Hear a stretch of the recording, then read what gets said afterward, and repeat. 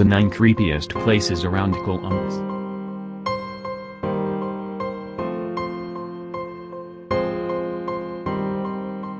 One. Camp Chase Confederate Cemetery. When it comes to war camps, you can pretty much be guaranteed that crimes against humanity were being committed within their gates.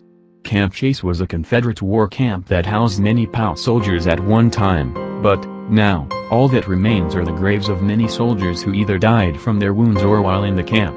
Now they say that you can catch many orbs and ghosts haunting the cemetery late into the night, perhaps seeking revenge for their imprisonment. Upon checking it out at night, we can definitely assure you that there's something supernatural about the place. We felt random bursts of cold air every now and then. In the middle of the summer, we thought we saw a ghostly apparition skulking between the rows of headstones, and there the air itself seemed to be stagnant and still quite often. Ultimately, it just weirds you out because of both the history and stories behind it. 2. The Crop Road Haunted House. We'll just start out by saying that this is on someone's private property, and the owner doesn't necessarily want people creeping around, so explore at your own risk. No one knows the exact backstory for this place, but there are tons of different theories.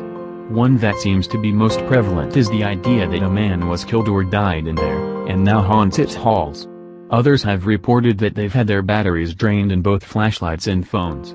With all of the stories, we had to investigate. We went there in the cover of night, feeling our way into the house. The house stood, towering in the moonlight above us. It was obviously deformed, and had taken serious structural damage. We only made it a step into the house before we noticed something. We stopped moving, and heard what seemed to be footsteps creeping across the floor above. We didn't believe that the warped floors could actually support anyone, though. While our batteries stayed at full strength, we kept hearing weird sounds, and it was enough to make us feel uneasy after a few minutes. So we got the hell out of there. 3. Walhalla Road. So there's no real confirmed story about this place having a rough past or anything of that nature.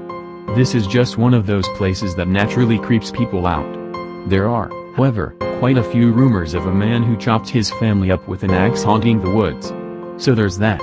The branches from different trees and plants also reach out into the road and tower above, making it difficult for any light to get through, especially at night.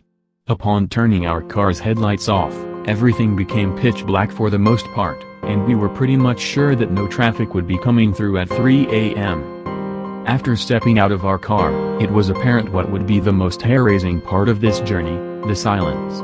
Leaves would randomly rustle as we walked towards the Calumet Bridge. Maybe it was just a deer? Who knows?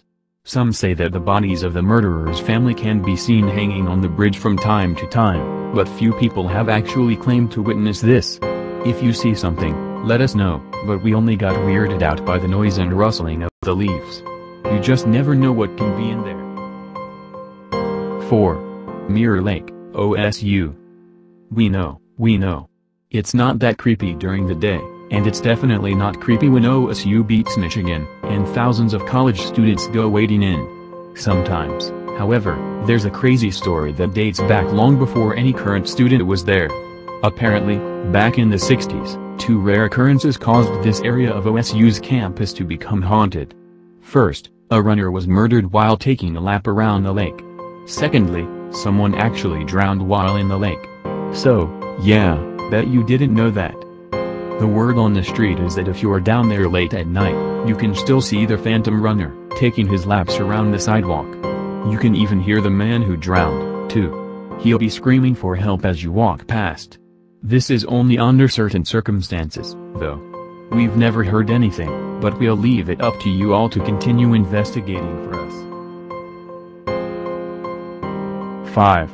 The Berliner Park Bike Path. Next to the Scioto River runs a bike path that is said to be the home of various ghosts, many of which are believed to have either killed themselves or have drowned in the river.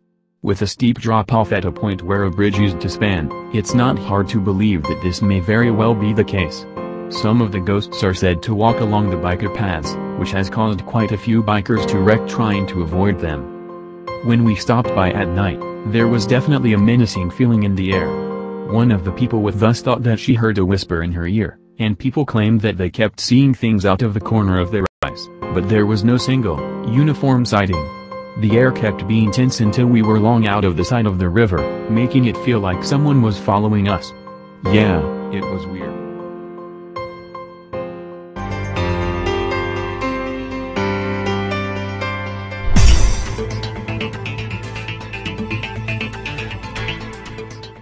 Six. The Kappa Kappa Gamma headquarters. Okay, so this one isn't exactly creepy, but it makes for an excellent story. The building, now a historically preserved one, is said to hold the ghost of a woman that many refer to as the Pink Lady.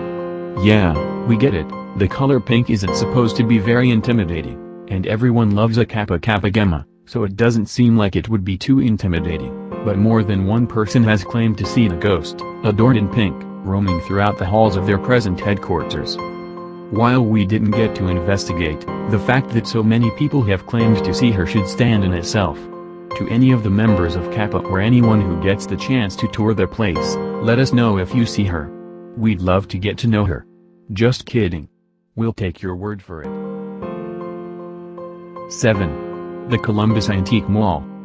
This is one of those places that has quite a few, very unique, reports of sightings and hauntings.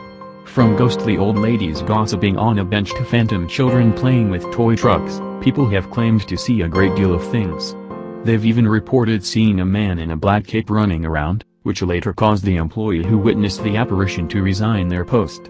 We also learned that the spot held a former funeral parlor, adding to the mysticism of the place.